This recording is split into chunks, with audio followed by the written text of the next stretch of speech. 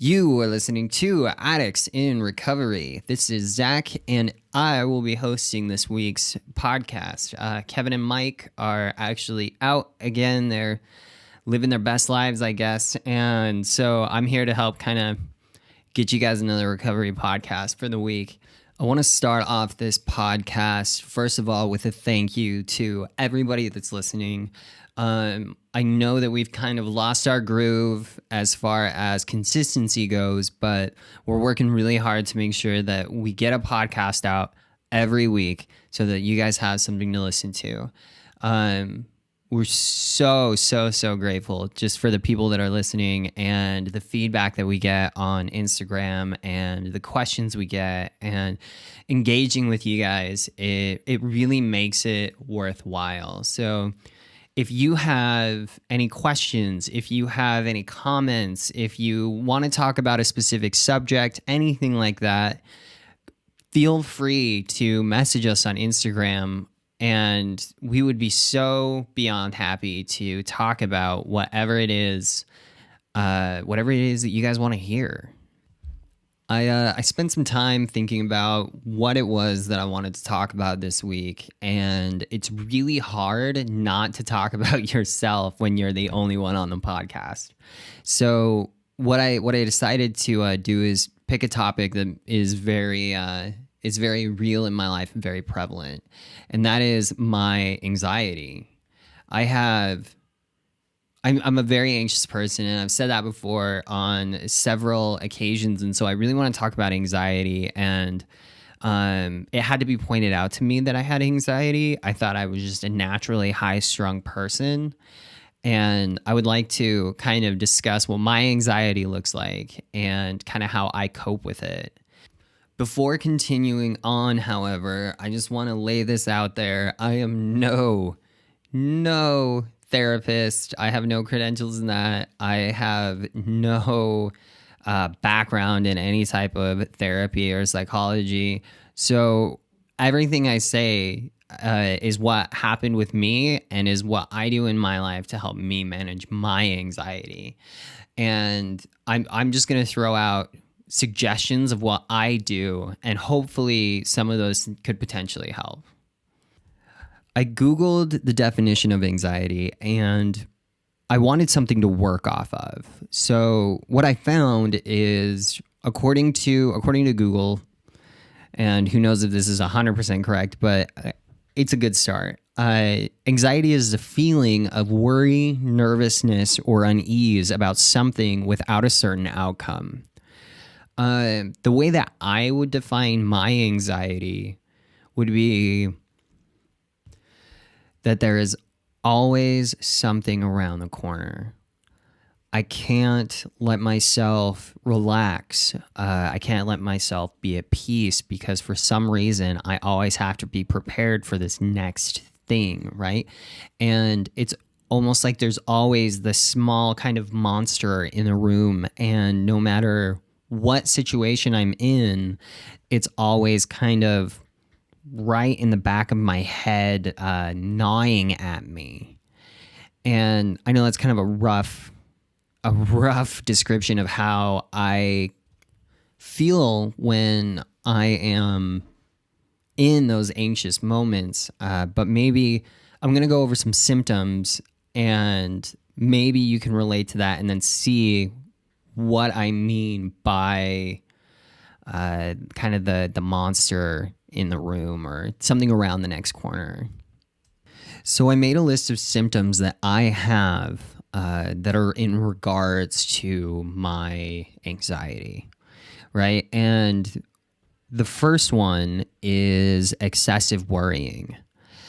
I can worry about things all the way up until I end up dead. I can literally worry things to death. And there are things that don't necessarily have anything to do with the way that I'm living at this moment in time, right? So I can take a project that calls for I guess, a school project that calls for a decent amount of work over a month period of time, right? And my anxiety will get me going so much on how am I going to get this done? How am I going to get this good grade? How am I going to push this to get this through? And what will happen is I will have this month-long project slapped together in a very short amount of time, probably a week, which is completely unnecessary. I don't need to do that. But the reason that I do that is because if I don't, then I'll just continue worrying about it. And so the first symptom that I really feel, or that I notice the most, is my excessive worrying. Here is the tricky thing with excessive worrying that I faced, and that is that I always excessively worried.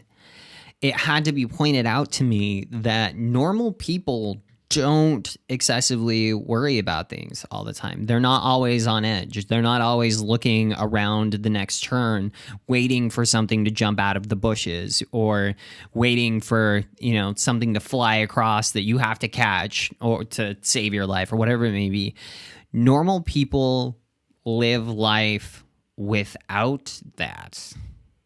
And that was something that I was not aware of.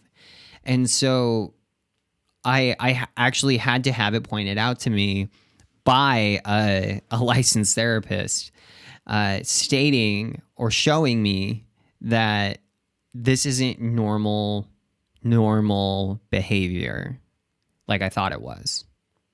The second symptom that I will notice fairly quickly is feeling agitated about simple, small things. I spend so much of my day worrying about these things that are so big and so massive and are life-defining, like school projects or my grades or my job, whatever it may be, that really aren't that life-defining, right? And then I would, these little things, these just tiny little things, like I would get to a gas station and all the pumps are full. Well, I'm immediately pissed because I can't go fuel my car up, right? Just tiny things. And when I am not in control of my anxiety, these tiny little feelings of agitation come out over just dumb things. I'm sure that I am not the only person who is amazed at some of the dumb things they can get upset about. I mean, it's incredible. So being easily agitated is a really good sign that I have some underlying anxiety regarding other things, and it's presenting itself in my emotional dysregulation. The third symptom that I experience is restlessness. I can get so restless when I don't have something that I personally deem as fulfilling. And I guess what I mean is there's a lot of people that can sit on a couch and binge a Netflix series for a week at a time. I can't do that. Or there are people that can just go to the movies, or there are people that can kind of live life without any type of direction. And that's something that really messes me up. I feel like immediately my anxiety will start telling me, oh, well, you're not doing anything with any type of purpose. So obviously you're not living a productive life, which means obviously you're not being a productive human being, which means obviously you're not worth living. And that sounds absolutely insane, but that's what my anxiety tells me. So in reaction to that, I naturally just want to be moving and want to be doing something and feel like I need to be committed to a project or to some personal growth or to something that will push my life forward. And that doesn't need to be the case. Apparently, normal people without anxiety can binge a Netflix show. It's incredible. People without anxiety can do things that don't somehow in some way progress their life forward. Normal people can just sit in nothing and do nothing and be okay with that.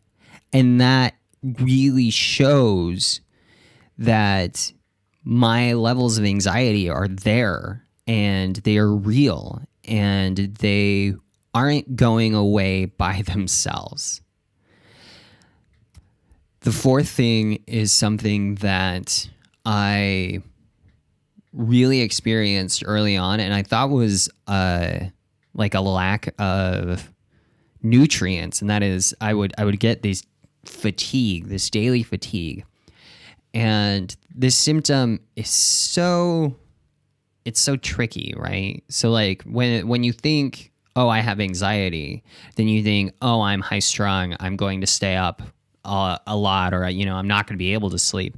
But what happened to me is I would wake up in the morning and I would be running my mind so hard, so fast from the moment I wake up all the way through lunch. The second that I eat lunch and I have the dopamine spike of the food, I'll be out. I will pass out for on average it's about 2 hours. I could sleep. Nothing will wake me up.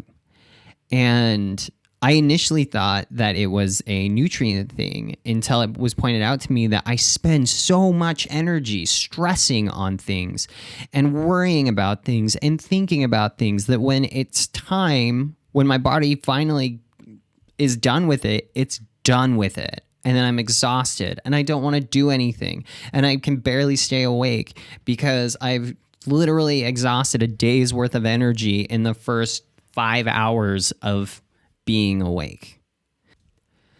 The next one is difficulty concentrating. And this was something that I initially, when I was younger, I would hear all of my friends getting Adderall and Ritalin and all of these things that help them concentrate because they have ADD and ADHD. And like I said, I am no clinician, I'm no therapist or psychologist, but what I do know is that for me was very real. I could not concentrate on things, but it wasn't because I couldn't stay focused or like I had the inability to stay focused. It was because I had the ability to stay focused on other things, and I had the inability of letting those things go. So I would read when I was a kid. Something would piss me off. I would get into an argument with my parents or whatever, and I would go into my room and I would start reading. And I could not finish a page of a book and then tell you what that page said. I could read it, easy, word for word. I could pronounce the words and everything, but I could not tell you what the story said because my mind, as part of my mind was reading the words, the other part of my mind was recircling the conversation that I had. And that carried on with me. And what happened was I had a really hard time in school. I had a really hard time. Still to this day, I have a really hard time reading sometimes because my anxiety is running other things that I deem as more important, or situations that happened that have turned into resentments that I then have anxiety over how to resolve, right? So difficulty concentrating is a really big one for me. This next symptom that I have really attributed a lot to my drinking and my drug use, and that is I am awkward in social situations. I actually just shared this the other day, is I'm really good at being put under a spotlight and I can perform anything, right? But when I'm put into a social situation where there's small talk involved, where I'm surrounded by people, where I have this anxiety of being accepted, of I don't know what else the anxiety fuels, but that was the reason, one of the main reasons why I started drinking and using, was because when I got drunk or when I got high, social anxiety was gone. I didn't care what you thought. I could just do whatever I did and whatever I wanted to, and I didn't care whether you liked me or not. But without the drink and the drugs, I still end up with this social anxiety, these avoiding these situations. And there have been several times just here while I'm in the UK where I've had to force myself against my instincts to go to these social gatherings and go to these events that I didn't want to go to. Because I could come up with every excuse in the book on why not to go. And that is every bit my anxiety avoiding talking to people and avoiding presenting myself and avoiding the fear of rejection. The last symptom that I experience is irrational fears. I can worry about some of the dumbest things on the planet that just don't make any sense. And one thing that I really like to attribute my irrational fears to is future tripping. And what I mean by future tripping, for those of you who don't know, it's worrying excessively about the future. Am I going to be okay? Is this going to turn out the way that I want it to? Is this going to turn out the way that I expect it to? Is this going to happen? Is that going to happen? Am I going to be all right when this happens? Will I be able to do this? Just so many questions that I get caught up in, and to what avail? What happens if I end up taking a class that is too hard to take? I know I keep referring to school, but that's just because that's kind of my thing right now. All of these questions that push through my head about the future, about just shit that has nothing to do with living in this moment, is huge. Is a huge sign that I have anxiety running out of control. All right, so we're almost 20 minutes in, and I'm sure that I have set the precedent of what my anxiety looks like and kind of what anxiety is in general. I want to talk now about how I cope with it. The things that I do to get my head out of myself. To stop the spinning and the mind running and the future tripping, to stop the lies, because my anxiety is something that just consistently lies to me about how I'm not good enough, I'm not accepted, I'm not this, I'm not that. And it really comes down to this convincing, this constant attempt to convince me that I'm not okay. So here are some of the things that I do to face this, because it doesn't go away by itself. I could sit and wish it away all I want, and then I'd probably get anxiety about the fact that I have anxiety, which is a very anxious thing to do.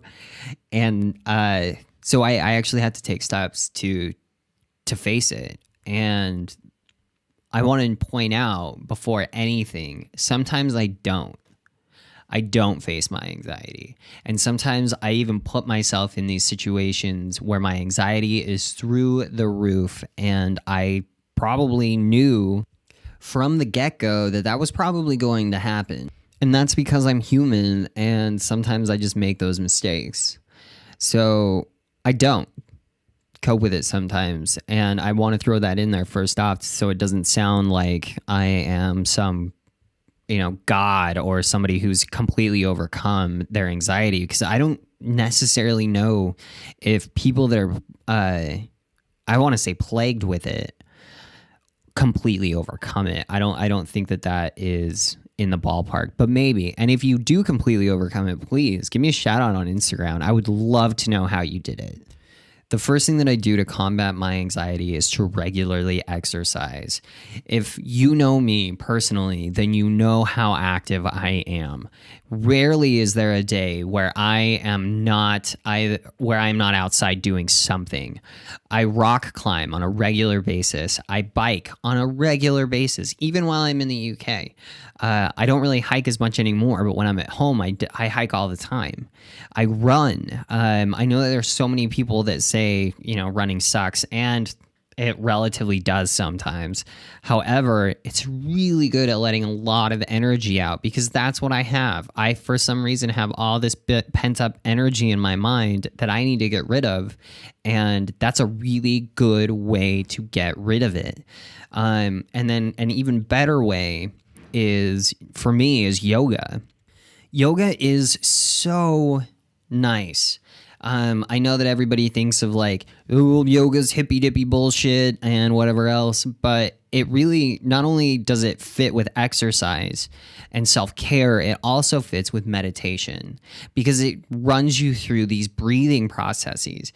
It runs you through these moments of still and of silence. It teaches you how to stay in the moment, and these poses actually help with, flexibility, and they help prevent injury, and they help you just generally feel better.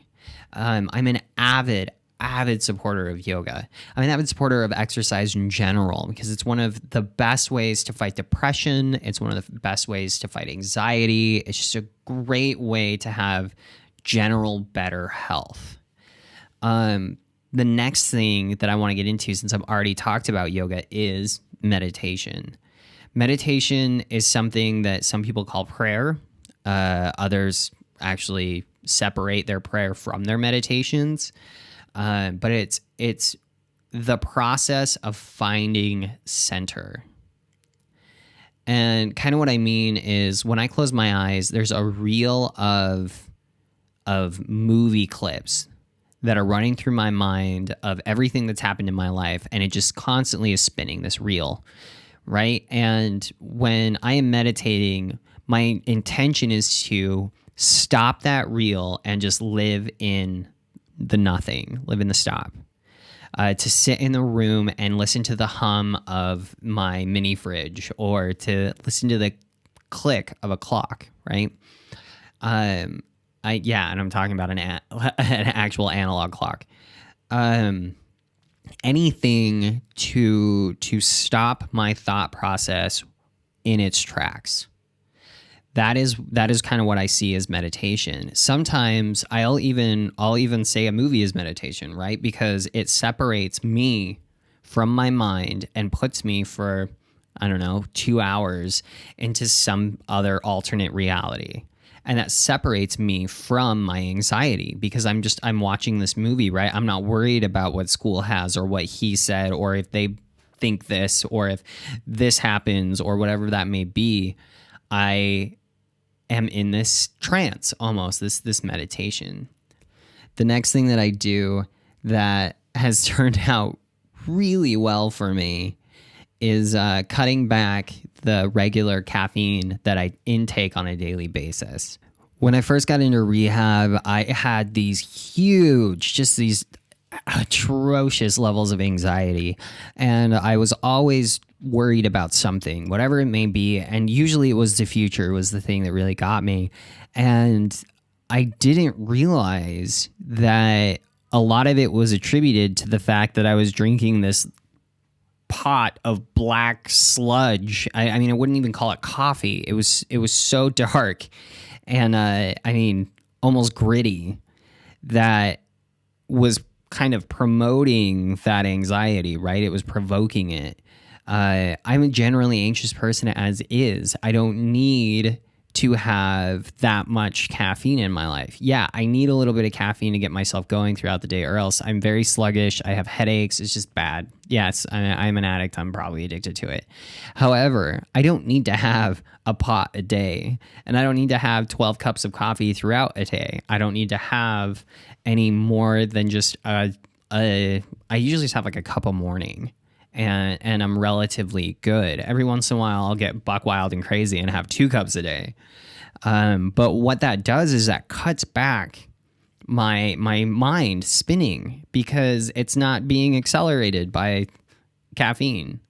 And so that's one of the most simple steps that I have taken to cut back my anxiety. To combat my anxiety is to actually just cut back on my caffeine. This next thing is a little bit more controversial. It has a lot of taboo to it, but I think it's something worth really talking about. And one of the main things that I do to combat my anxiety is I take an antidepressant. I know, oh my God, I'm in recovery and I take drugs, whatever, blah, blah, blah. For the first year and a half of my recovery, I wouldn't take anything. I was hesitant to take ibuprofen. And it took just this constant reminder of how much anxiety I have and living in it over and over and over again and getting it pointed out to me by my therapist that I have so much anxiety. It took all of that before I finally caved one day and said, you know what? I'll just try it. I had the open-mindedness to try it. The best thing I think about the antidepressants that I take, it's an SSRI, is I can't abuse it. I mean, I could, but there's no like psychological effect to it. I mean, it takes 2 weeks initially just to work. So what I have found is antidepressants, I used to think that they were a crutch, and I used to think that people didn't need them. I was always on the side of you don't need medications to be happy, right? People were happy before then or before now, and you don't need to be happy, or you don't need drugs to stay happy. You can find it yourself. And I still believe that. I still believe that you can find happiness without medication. However, it is so much more difficult. How many people in this world have the time and the energy to put into just finding centeredness? I mean, there are monks that do it in monasteries all across the world. They devote their entire lives just to find peace of mind. I don't have that kind of time. So as the wise words of John Beamer once told me, he said, take the crutch. Just take it. Get your ego out of the way and take the crutch. And it has helped me a lot. Now, I know it's not for everybody, and I know that I am just speaking for myself when I say this, but the medications that I take significantly help with my anxiety. I still get it. It doesn't go away, and I don't think that just taking a medication helps. Medications coupled with therapy and coupled with recovery and a 12-step, and any program, I don't even want to say 12-step program, just any program of growth, just the combination is unbeatable. It's so helpful in my life that I am almost a completely different person because of it. One of the things that really concerned me, I'm going to go over some of these things that concern me with medications. And the first one was, I don't want to live in a world where I run out.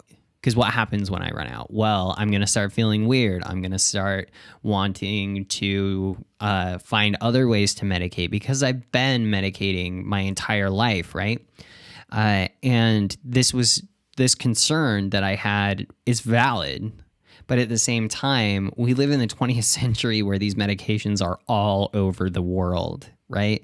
And with a little planning, future planning, it's really easy to live a completely and totally normal life with these medications. I mean, I've traveled for months now, and I've never had to go without it because of just this. I mean, I just spent a little time planning and making sure that I had what I needed. The second thing that really concerned me is, oh my God, those medications are going to take away who I am as a person. They're going to take away my identity. And that is also such a valid fear, right? I've spent my time as this drug addict and as this alcoholic and trying to find myself after all of that is gone. And I spent a year and a half trying to figure out who I am. And then my therapist suggests that I should be taking this other medication, which will change who I am. It'll change what I'm motivated for because all my motivations are fueled by anxiety. How can I possibly want to do anything with my life if I don't have the anxiety to push me forward? All of that is anxiety. Everything I just said right there is totally anxiety. I can attest for me that medications do not take away my identity. They just don't. I'm actually so much more calm and at peace that I can think about things that I do want to do. Like, I can actually focus on things. I can spend my time in the moment. When I first got out of treatment and I was spending these parties with my family, I wasn't even at the party. I was too concerned about other things. But now I can go and I can celebrate a birthday, or I can celebrate a holiday, and I can sit there in the moment and actually enjoy it. And that's not stealing my identity. That's giving me the opportunity to be the person that I am meant to be. And so medications for me, they do have a lot of taboo to them. And like I said, I'm no doctor or therapist, but for me, they really, truly helped. The last thing that I do to combat my anxiety is I continuously tell myself this simple sentence: I am going to face it when it comes.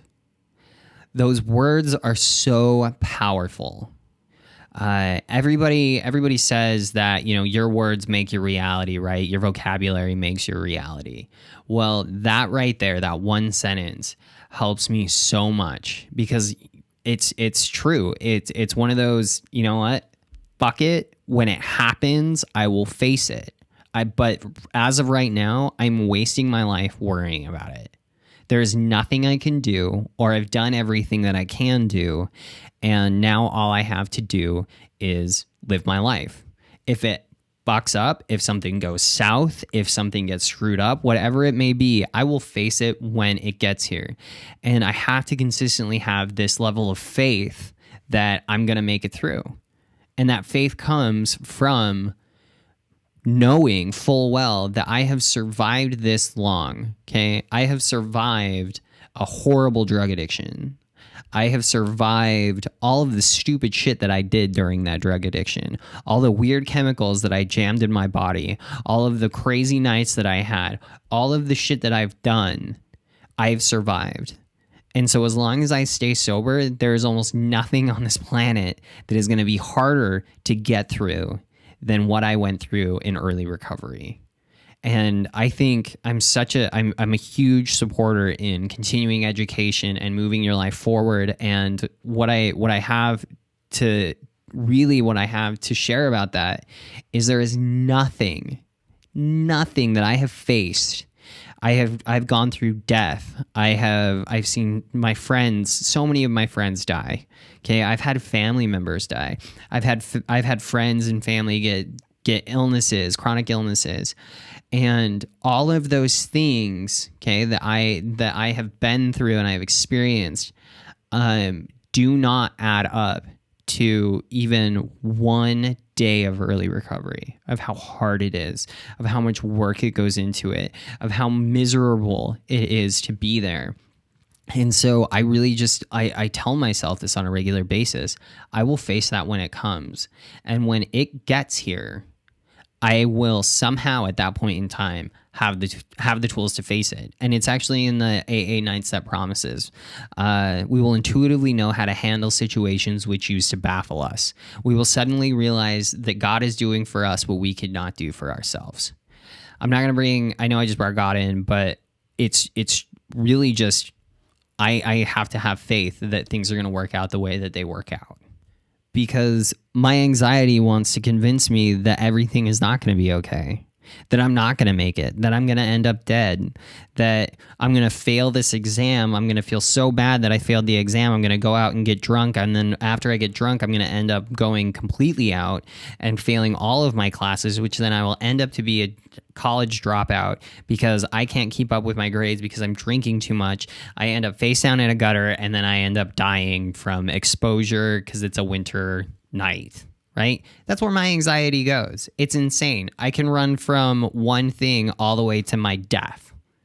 And so when those things happen, I just have to face them when they come. I have to tell myself over and over again, face it when it comes. I remember sitting in a meeting, and there was this really smart, this wise old man, and he was such a smart ass. And he said, There's 86,400 seconds in a day. Okay, so if you divide that into minutes, right? That's 1440, which is what he calls his day. It's the 1440. And so there's 1440 minutes, 1,440 minutes in a day. Divide that by 3. You have 8 hours for sleeping. You have 8 hours for work, which means you have 8 hours a day left to yourself. And I would spend that 8 hours. Typically I do. I spend that 8 hours thinking about shit that has nothing to actually do with living, whether it's in the past or whether it's in the future. It has nothing to do with living, because I don't even know why I do it, but I end up just naturally doing that. And the times that I find peace and that I find serenity is when I'm staying in this moment. And it's so cliche when people say live in the moment, but it's true. That's where I find my serenity.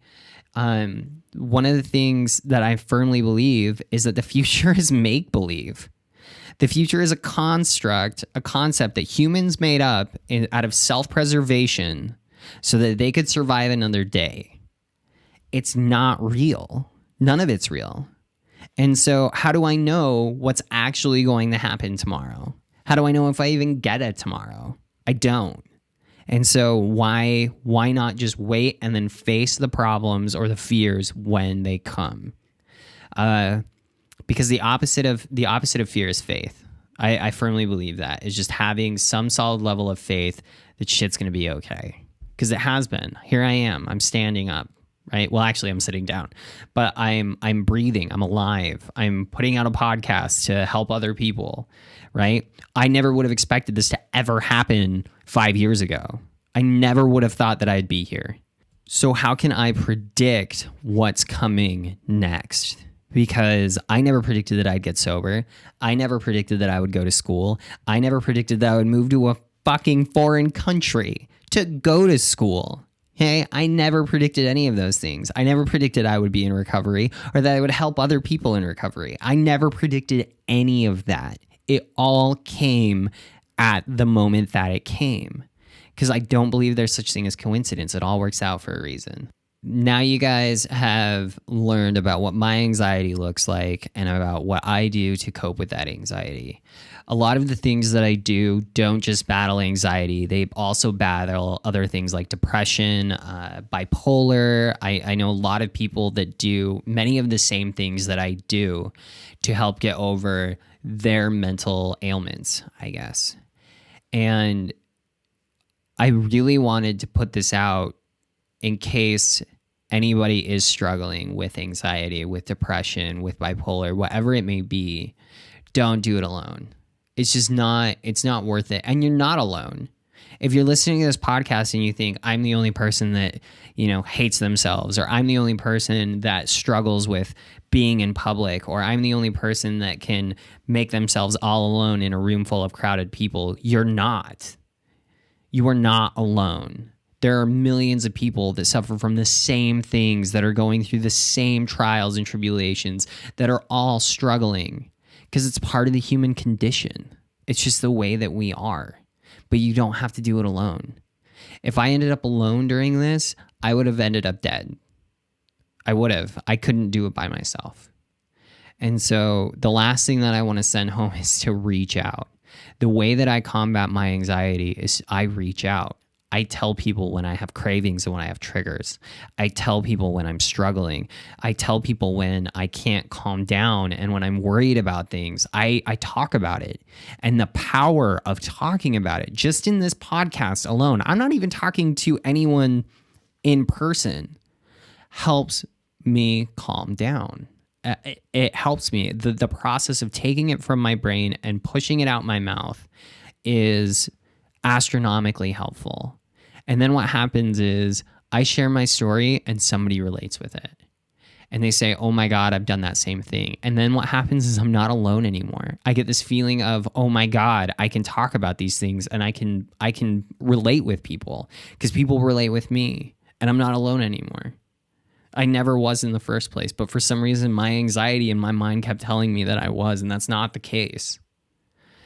reach out. Please reach out. Reach out to us on Instagram. Reach out to a therapist. Reach out to a friend, a family member, anyone.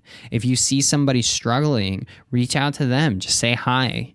That's really hard when you are actually struggling with anxiety. So I could see why you wouldn't reach your hand out to a random stranger to say hi. But it's true. Reach out, and it will help so much.